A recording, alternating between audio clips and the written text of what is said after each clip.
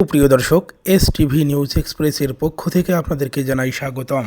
Jamalpur Kathakali market তামালতলা সংলগ্ন বিদ্যুতের খুঁটিতে আগুন। জামালপুর প্রতিনিধি আহসান হাবিব সুমনের ভিডিও চিত্র ও গৌরাঙ্গ বিশ্বাসের প্রতিবেদনে দেখুন এসটিভি নিউজ এক্সপ্রেসে। জামালপুর শহর তামালতলা মোড় কথাকলি মার্কেটের পূর্ব পাশে সামাদ মার্কেট সংলগ্ন বৈদ্যুতিক খুঁটির শর্ট সার্কিটে আগুন লেগে যায় আনুমানিক সন্ধ্যা 7:30 সেই বিদ্যুৎ খুঁটির আগুন দ্রুত আশপাশে ছড়িয়ে পড়ে। আগুন দেখে মার্কেটের লোকজন আতঙ্কে তাড়াহুড়ো করে এদিক সেদিক ছোটাছুটি শুরু করে।